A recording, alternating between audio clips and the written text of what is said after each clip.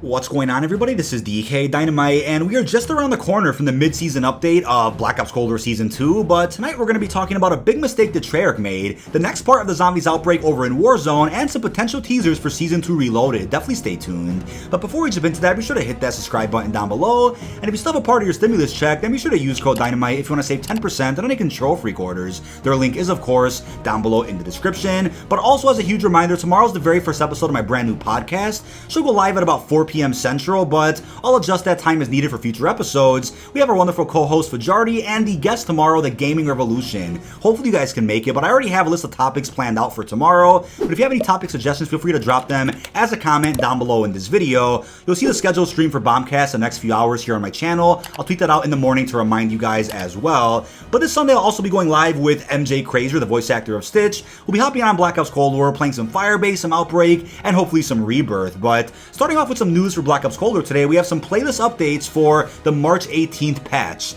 And we first off have regular stockpile replacing St. Patrick's stockpile since the holiday was yesterday. And as a bit of good luck for St. Patrick's Day, I managed to drop 2 different nukes over in Cold War multiplayer with the LC-10 and the Bullfrog. You'll be seeing that gameplay in future videos, but to answer your question, no, I was not reverse boosting, I was just enjoying the game. So with that, we also have the Night Fight 3v3 mode, which allows you to use different blueprints for some of the melee weapons in this game. And lastly, we have the Apocalypse Hardpoint and Express Search and Destroy maps added to League Play. So for those out there looking for any updates to the competitive scene, there you have it today for Black Ops Cold War. Now they also confirmed the return of the throwback mosh pits for core and hardcore, featuring a mix of respawn modes for Express, Raid, and Nuketown 84. Like I said before, when other remasters get added in the future for Black Ops Cold War, this throwback mosh pit will be even more filled with plenty of other bangers. And we also got an announcement for the Combined Arms mosh pit, which is getting added to Quick Play this week, offering a mix of 12v12 hardpoint, domination, and assault modes on just the maps Crossroads, Armada, Miami, and Cartel. And not just that though, we have the E-Tool weapon tuning. So thankfully, after a lot of feedback from the community,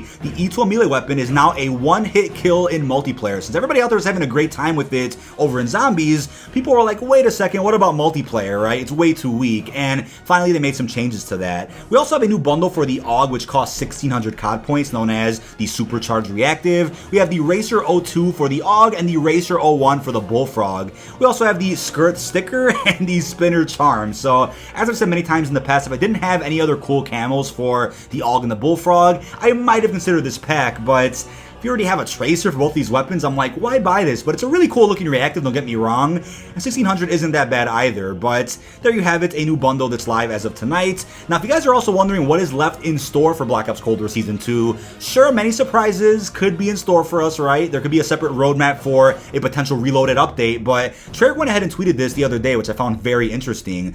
It said, if you're looking for weapon tuning, we've got a full tuning pass coming in our next major update, and Season 2's midpoint is just around the corner. So I wonder if the next major update is the midpoint of Season 2, or is that all separate from a potential Season 2 Reloaded? We're unclear about that now, but Season 2 doesn't last that long. We only have another, 20 plus 30 days left of the season. We might not get a Reloaded update, right? Totally possible, but Season 1 got one. I'm hopeful that every season going forward does also include one with a separate roadmap and plenty of unannounced surprises, but if not, we still have a bunch of content left in store for us. So as you guys can see, we have the following content that is left on the roadmap. We have new operators, Revis and Wolf, Golova for multi-team hardpoint, possibly Dirty Bomb, Mansion for gunfights. We have 2 new weapons, the R1 Shadowhunter Crossbow and the ZRG 20mm Sniper, and of course, the continuation of the zombie spread over in Verdansk, which we'll be talking about more in this video. There isn't much content to warrant a separate roadmap for a possible Season 2 Reloaded, so I wouldn't be shocked if maybe we get this remaining content next week, and then maybe about 10 days before the end of the season, we get maybe a surprise roadmap with some rumored multiplayer remasters, such as Standoff, Firing Range, Hijack, Jungle, maps that we expect to drop at some point during Black Ops Cold War season. But we then got an emergency broadcast earlier today for the Verdansk hospital, and what do you know, zombies, as expected, moved to just the hospital and are no longer available at either the shipwreck or the prison. the outbreak number is still stuck at 5%, so we'll talk about that in a second. I'm not sure what's going on with that number, but it's a tough location to hold down. Hospital isn't easy whatsoever, and again, it's much more hectic than either the shipwreck or the prison. Shipwreck was hot for the first couple of days. It's a new location, of course, you know, what do you expect in a battle royale? But after a few days, people kind of moved away from shipwreck, didn't go there too much, and prison was pretty dead whenever I dropped there for the zombies. But over here in hospital, it's almost a hot drop every single game, so be careful hopping in here. The zombies can't go outside, but they'll roam around any one of the floors of the hospital itself. We managed to hold down the hospital pretty well and get a solid plunder victory here for you guys on screen. And yeah, things get a bit creepy. I got some Walking Dead vibes over in this hospital. Don't dead, open inside kind of shit. And as you can see, we have more elemental zombies as well, right? The electric ones, the red ones that I believe explode, and we also have some Nova zombies that could occasionally emit some Nova gas, so be careful with that. And aside from that, you could win games of plunder very easily by doing this zombies event, as I talked about in a couple of videos ago. You can just keep opening this yellow zombies crates and plunder and get lots of cash every single time. And on top of killing enemies, you can get way over that million score limit very quickly. And it's not a limit, but you guys get what I mean, hitting that overtime over in plunder. But I mean, the hospital is cool and all, don't get me wrong, right? The zombies look awesome in this building. It gets creepy. I'm loving the atmosphere, but why is the outbreak taking so long? I'm not trying to complain or be negative about it, but the number should have at least went to maybe 15%, right? I get it. If the outbreak number goes up, that means more zombies are around the map, and we don't really have more zombies around Verdansk. It's just they move from one spot to another. Now, we know they're going to come to the stadium at some point, considering that leaked image that popped up a couple of weeks ago, where the zombie trial machine was sitting there in the stadium, so that's probably the next point of interest where the zombies will be. But I'm curious if Warzone just can't handle zombies at multiple locations at once. You guys are probably like, no way, that's silly, right? You know, Warzone's on next-gen consoles, on PC, on a solid engine. Why wouldn't it be able to handle it? And I'm like, I agree, right? Blackout was able to handle zombies at multiple locations, boss fights, wonder weapons. Why can't Warzone? Well, there's a statement that was released earlier today from Activision, which kind of hints that the zombies are still at the prison and shipwreck. We just can't see it in game. So that's why I'm like, all right, is there something going on where we just can't handle this zombies event at multiple points of interest? I'm a little confused on it, right? I don't know what's going on with this, but I just feel like people are losing momentum with getting hyped for the zombies nuke event, right? Something big is happening with Verdansk, right? Zombies are going to take over. We're going to nuke the map. Something big is about to happen, but that hype almost feels like it's kind of winding down a bit just because of how slow the zombies outbreak actually has been. I understand with the first location at the shipwreck, you keep it to one location, right? Which a couple of zombies are there.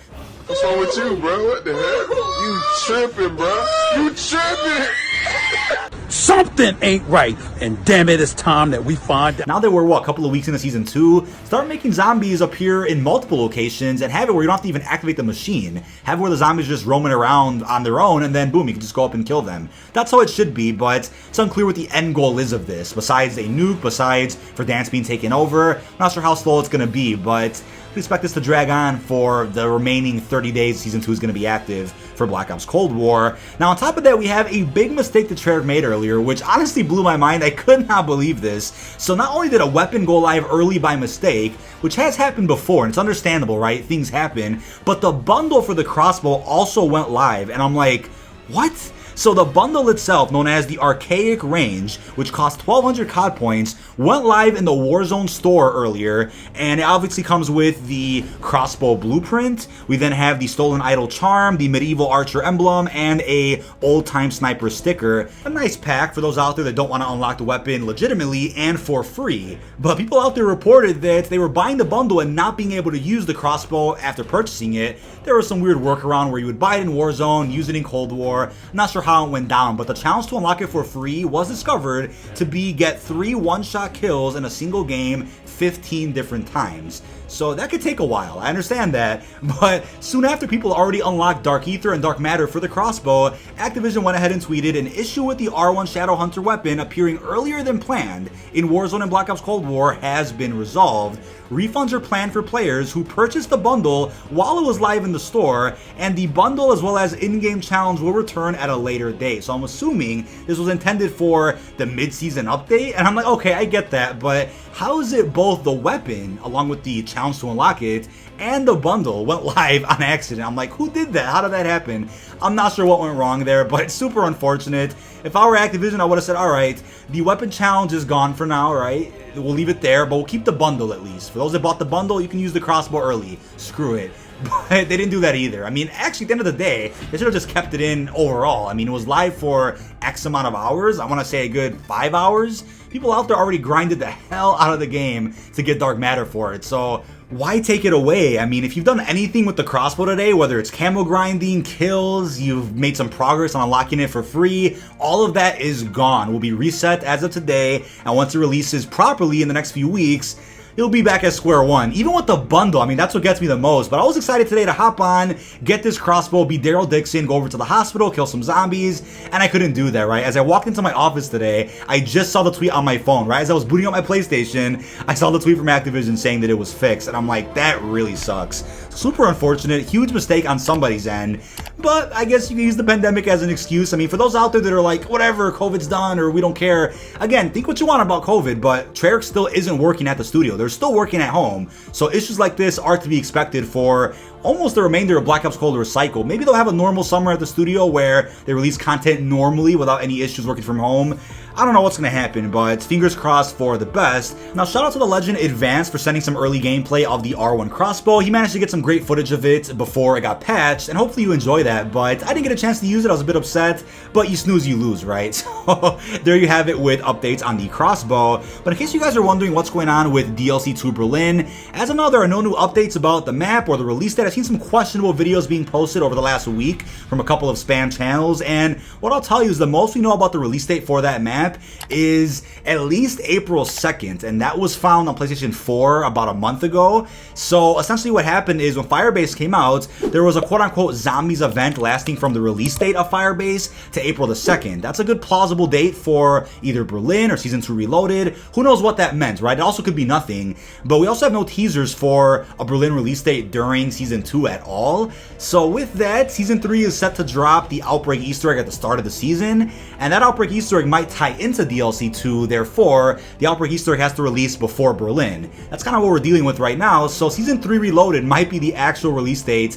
of the next Zombies map. It's pretty far away, I get it, but there's plenty of content in Black Ops Cold War and content that's dropping soon that should keep us waiting for the next Zombies installment. But that is about it. This has been dkdynamite. Leave all your thoughts down below in the comment section. What are your thoughts on the big mistake on Treyarch's end, the zombies moving over to the hospital in Verdansk, and what are your thoughts on a potential mid-season update or Season 2 Reloaded, which could drop plenty of unannounced surprises. Really hope you've enjoyed, and peace out, everyone.